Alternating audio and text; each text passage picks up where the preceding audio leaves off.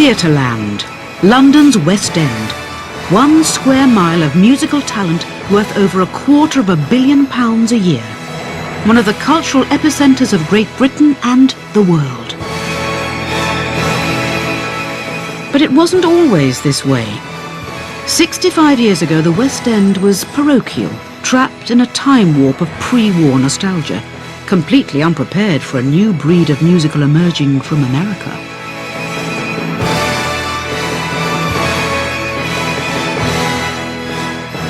This is the story of the rise of the British musical. How the British fought back against American domination to not only reclaim the West End, but to become a driving force behind musical theatre around the world, turning it into a global industry worth over £1.5 billion a year. It's a tale of titanic shows. Half of it wasn't written, and the bits that had been written were far too long. Nobody in our team had done it before, except for me. This was a sort of a musical phenomena. A story of prodigious talent. All the talent that was being invented were all in Britain. We just thought, this is working quite well. And that was the day my life changed forever. And phenomenal daring. After the reviews, our box office was shredded. They got to see some ass. They took him off screen and we never saw him again. That's how difficult that show is.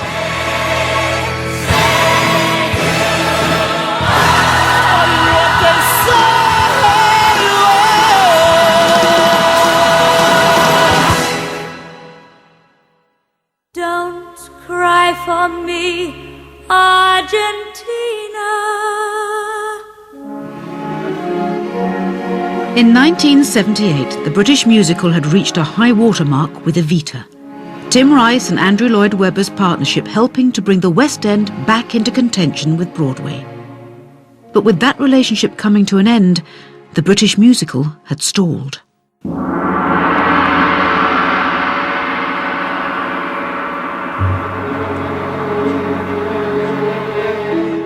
By the start of the 80s, Britain was in recession. The West End was facing rising costs and falling audiences. Even American imports were having a tough ride, finding critical acclaim but disappointingly short runs. Not the ideal time then for Andrew Lloyd Webber to attempt a musical about his favourite domestic pet. Everybody thought we were mad to do a show about cats. Everybody thought we were raving mad. The number of people who asked me with an embarrassed smile on their face, doing a show about pussycats?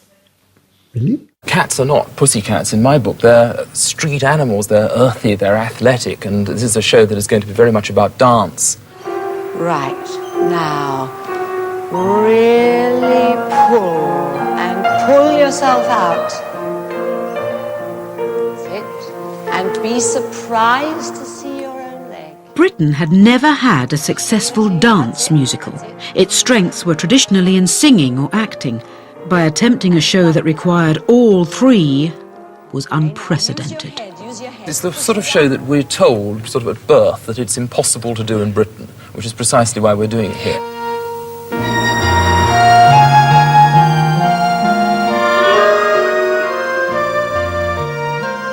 But Lloyd Webber had never had a successful musical without lyricist Tim Rice. And the lyrics for Cats would all come from a collection of poems by the dead poet T.S. Eliot. I had auditioned, along with Gillian, to find a group of people who would want to join a group where, at the outset, there was no definitive story and there were no assignable characters. I mean, that's a tall order. It was a musical based on a poetry book that were poems and letters sent by T.S. Eliot to his nephews, nieces and godchildren as little newsletters as such. So how were they going to piece all this together?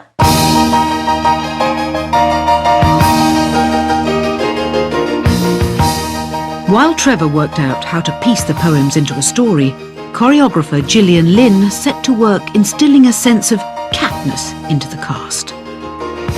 Is everybody here? Is there any rotter hiding behind a seat? I had to teach them how to become a cat. And I had to find how to become a cat myself. Not easy.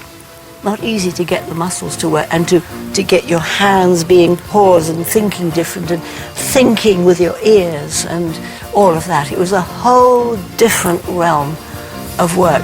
His brow is deep. Hold it there, woman, right? She really tried to create this unusual cross between ballet, jazz, and this sort of animalistic approach. It was hideously hard for all of us and thrilling. McCavity, McCavity, there's no one like a stomachache. No one da-da-ba-ba-ba. McCavity, McCavity, there's no one like McCavity. He's a fiend in feel and shape, a monster of depravity. We really had to sort of build up our stamina. And generally, something would happen. There were a lot of injuries because it was a very difficult thing to dance. And of course, in the space you had, people were falling over. And it wasn't an easy birth, let's say.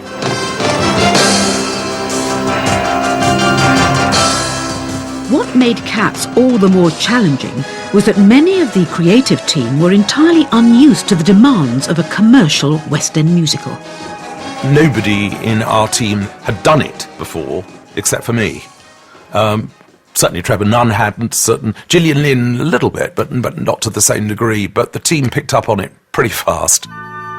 Listen, can you give a message to David, please, Linda? From Marina Martin, that she thinks that the frills around the bed look like old knickers, and worse, they look like out-of-period old knickers. So could he look at it? Thank you. For producer Cameron McIntosh, whose reputation was in staging revivals, finding financial backing for a new musical with no story by a dead lyricist about dancing cats was proving to be a challenge. The finance was impossible. That was the difficult bit. You know, we both had a terrible time getting the money. I mean, for me, it was less surprising, but bearing in mind so many people had made an absolute fortune out of Andrew through Superstar and Joseph and things like that. And, of course, Evita. You know, they wouldn't cough up. I remember standing on the steps of the New London with Trevor and Cameron and Andrew said, we'll all have to go out and try and find our rich friends. And very famous people in the theatre, I will not name, who were offered, even during previews, a quarter of the capital. We were still that short.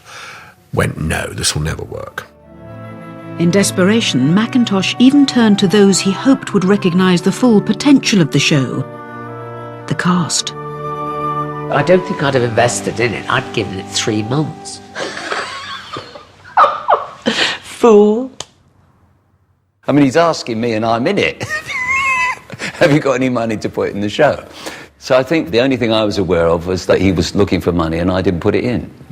And I've hated myself ever since. It wasn't so much whether Andrew would lose money or Karen would lose money. What they would lose was kudos.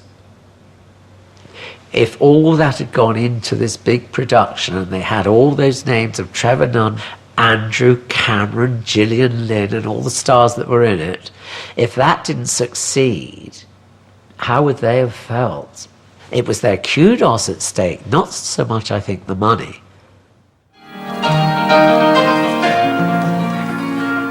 The combination of money worries, lack of story and exhausting dance rehearsals meant that tempers were often frayed.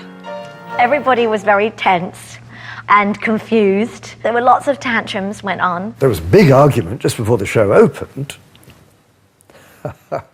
Andrew comes running through the auditorium with Cameron not that far behind, screaming, "This is the worst piece of music I've ever written. This show is not going ahead." It's always a good sign when Andrew withdraws the score. It's happened on every show I've ever done with him. I thought, well, if they're doubting what's happening and they're producing it, maybe we're in for a disaster here. It did cross my mind.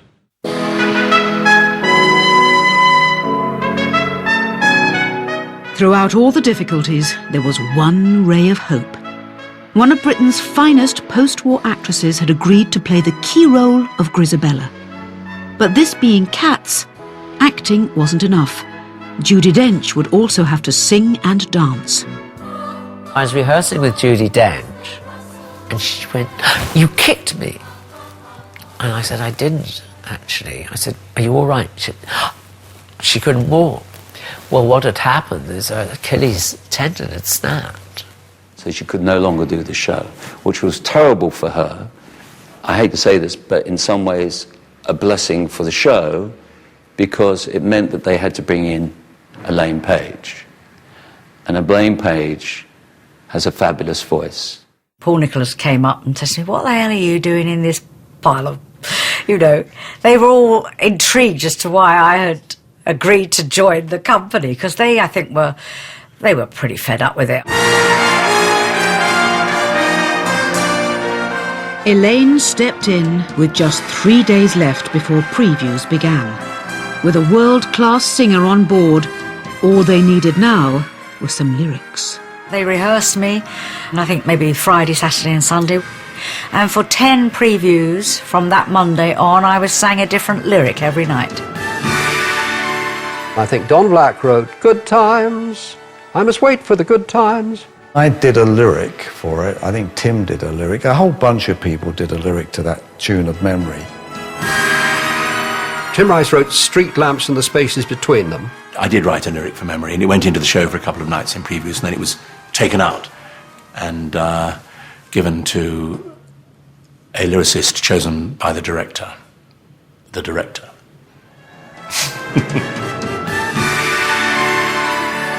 Frustrated with the efforts of the professionals, director Trevor Nunn had written his own set of lyrics cobbled together from lines of T.S. Eliot.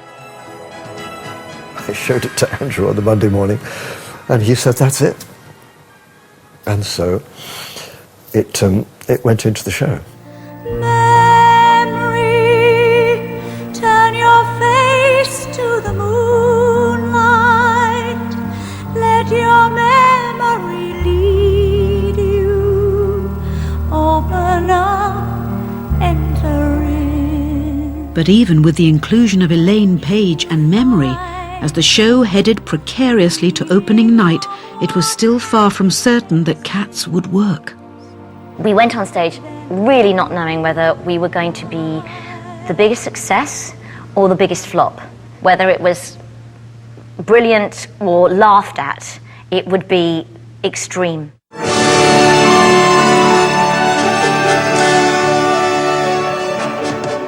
I was sitting in the stalls and I heard the whispering around the theatre as we heard the Cats whisper the first words. I had a chill throughout. I had a tingle because I hadn't experienced anything quite like it before. The audience were going crazy and it was elating, it was extraordinary. Well, I thought now dance has arrived in England. Hallelujah! I think for the British musical it was utterly pivotal. It absolutely raised the bar as to what the triple threat was, and that you could no longer have actors who sang, dancers who danced, and singers who couldn't do either. You know, everyone had to do everything. And from that point on, you saw the rise and rise of the British performers. Cats kick-started a major change in the fortunes of British musical theatre, with Mackintosh and Lloyd Webber taking central roles on an increasingly global stage. To our surprise, people didn't just want to rent the script, the music. They wanted us to actually put on our version of the show, which started sort of a global enterprise. And I remember Cameron saying to me, "I don't want to get involved with all of this business about musicals and other things. I mean, we can get local producers to do it." And I said, Cameron, you've got to do it yourself. You're a producer. That's what you do. You've got to produce it yourself. Their attention to detail extended far beyond the walls of the theatre. For the first time in a musical, the power of merchandising and advertising came to the fore. We always saw it more of the person buying the T-shirt. We wanted them to then be a walking advertisement for us. It started a whole new form of brand marketing that hadn't been around before.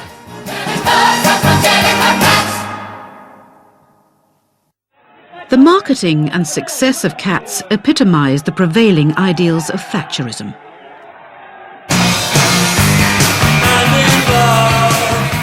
But for many, the early 80s were not a time of success, but hardship. There was a growing social divide between the rich and poor, the north and south. Liverpool playwright and composer Willie Russell had reflected these ideas in plays like Educating Rita. In 1983, he turned his hand to writing a musical. Blood Brothers was written at a time of terrible social turmoil in this country. Although it doesn't deal with that, it's not aiming to be a political play with a capital P, or political musical. That is the backdrop against which it is written. Living on the never, never, constant as the changing weather. Blood Brothers told the story of twins separated at birth. One raised by a middle-class family, the other working class. I must have my baby. We made an agreement, a bargain. You swore on the Bible. You better see which one you want. I'll take him. No. Don't tell me which one. Just take him. Take him. Whereas Cats had started life in the heart of the West End, Blood Brothers had much more humble beginnings, in a school hall in Liverpool.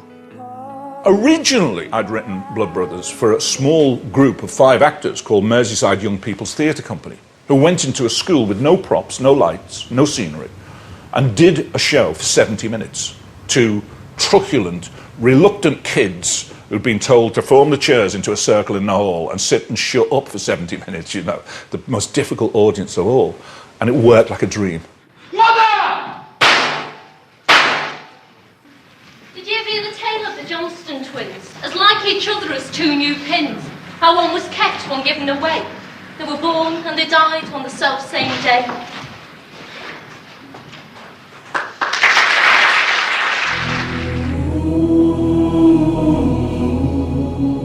But once the play became a musical, the themes that made the story so compelling to a captive audience of school children became a very hard sell to a West End audience. I'd be trailing around doing pre-publicity for the show and going into radio interviews and newspaper interviews, and they'd say to me, "What's the show about?" And I'd say, "Well, it's about death," which didn't sell many tickets, but, you know, it's kind of what it was about, you know.